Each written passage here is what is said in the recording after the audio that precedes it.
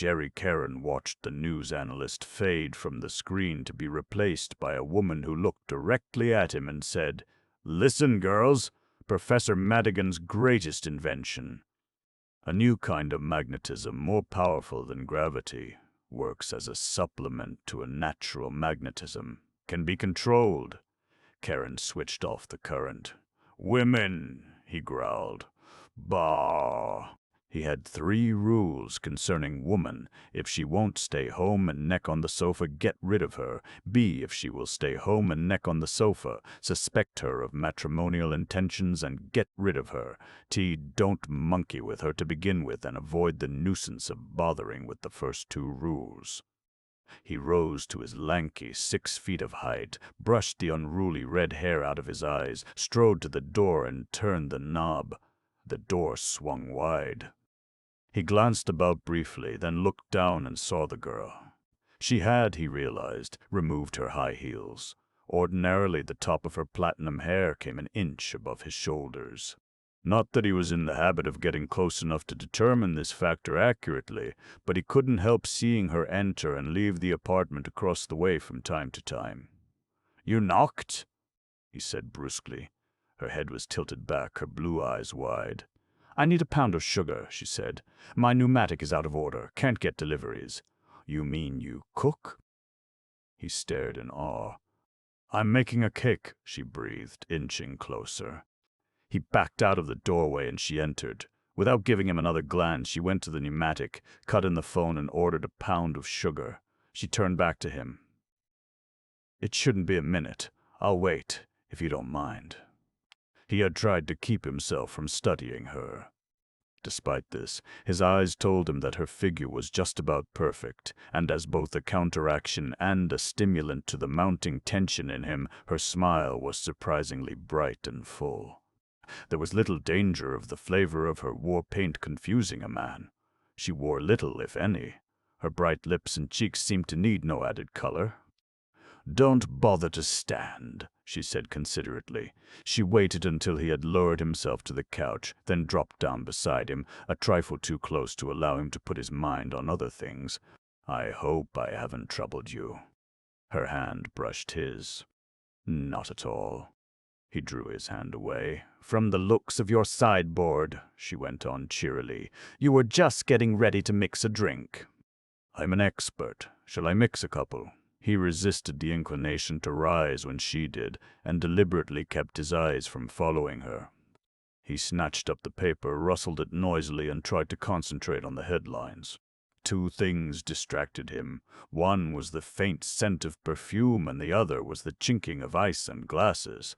He put the paper aside, tried to put his mind on distant things. This soon palled. He was about to get up and pace the floor when she returned and handed him a cool glass. "Thanks," he said, and leaned back. She sat down again, so close that her shoulder brushed his. He edged over against the arm of the couch, putting an inch of space between them, glanced sidelong at her, and drank. He rolled his eyes ceilingward, smacked his lips, and drank again. "What did you put in it?" "About a spoonful of creme de menthe, a couple drops of bitters, and about 2 ounces of rye." "Like it?" He scowled deliberately, armoring himself against his feelings. "It's fair for a woman's mixings. You should have put in more liquor." "Of course. I'll learn." "Not from me," he snapped. "I'm a woman-hater." She leaned toward him. "Why?" He tossed off the balance of the drink, set the glass on the table, and made a sweeping gesture. "They're all alike," he said brutally. "Fickle and treacherous. Deceivers. Always flinging their sex around." "Not all women," she countered.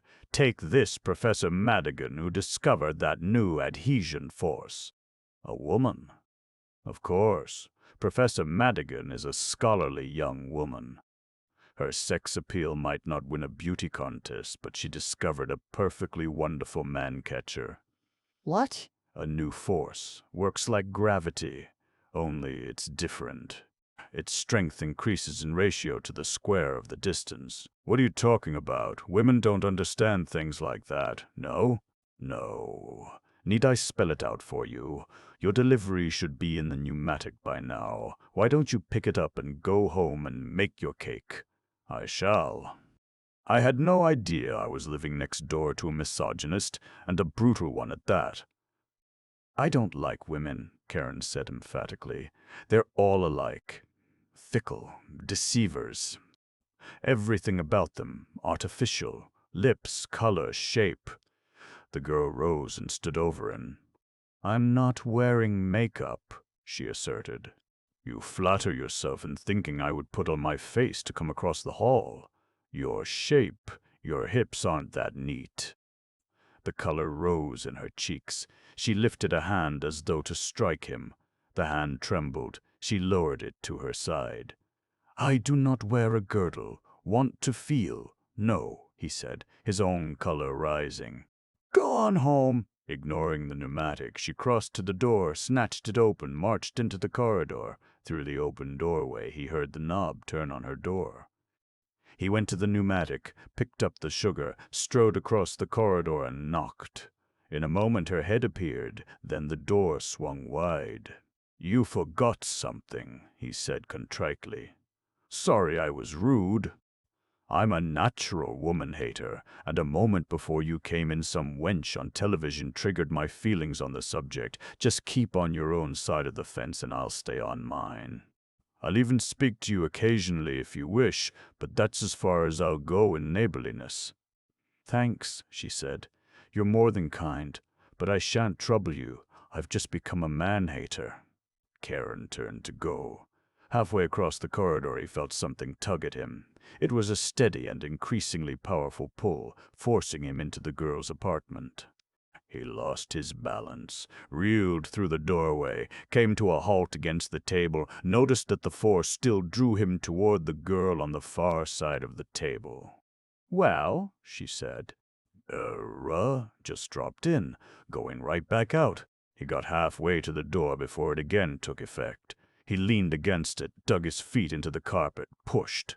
He almost reached the door. He could go no farther, knew he was going to be snatched back to the table.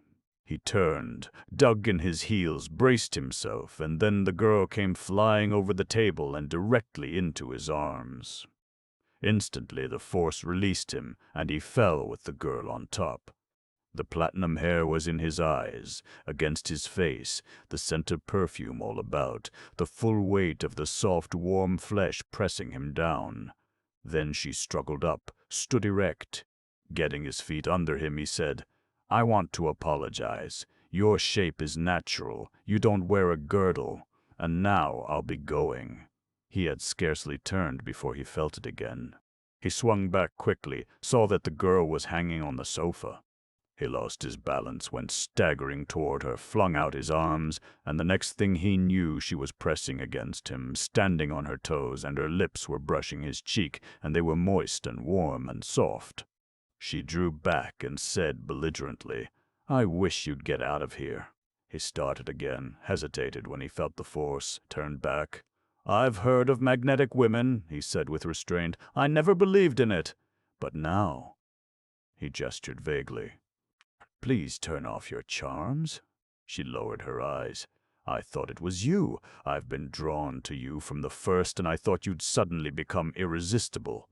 Do you mean you feel it too? He nodded. I've read about magnetic women in the best books. Now, dash it, turn it off. I'm getting tired of hanging around here. It's you, she insisted. You turn it off. He shook his head. I'm plain as an old shoe, everybody knows. But you, one look at you and anybody'd know you've got this magnetism. That's why I had to be so brutal. It was the only way I could resist and keep my woman-hating integrity. I can feel your magnetism now. It's getting stronger. And I feel yours. It's pulling me right into your arms. Stay back! I can't stand much more. I'm a confirmed misogynist, and if you keep on, I'll have to go against my principles, and that wouldn't be honest. I can't help it, she murmured from 2 feet away. I can't resist you. Karen puzzled briefly. Maybe that's it. I remember when I was overseas. But no, all they wanted was chewing gum and cigarettes. Still, you never can tell. Maybe it came on me suddenly. Maybe looking at you sort of triggered my magnetism, she smiled. If you'll quit looking at me, maybe we can stop it. Look the other way and I'll try to stop thinking about you because you do something to me. Karen nodded. That's it. Beat it. I'll put my mind on something else. Visualizing a horse race in which he had his money on the bangtail just ready to break the tape, he didn't feel the tub for several, the kitchen where the girl was holding on to the electric range. You didn't play fair, he said accusingly. Treacherous, just like all your sex. You thought about me. She lowered her eyes. I just couldn't help it. Karan felt his chest expand involuntarily. One of us is irresistible, he said. It isn't you because I positively was not thinking about you, so it must be me. His chest expanded another inch. I guess a girl who can't resist me would be true. And since we can't beat this force, the only solution is to get married, she nodded. That's the only solution. But maybe I don't want to solve the problem. You'll have to persuade me. The voice from the television in the living room was barely audible in the kitchen. The new force was originally developed for the purpose of drawing troops into a compact group so they could be atom-bombed. Professor Madigan refused to disclose its secret to be used for that purpose. She pointed out that it had a far more useful potential. A field of it, built into a woman's garments, enables her to attract at a distance the man of her choice. She can control this with a switch conveniently located in a pocket.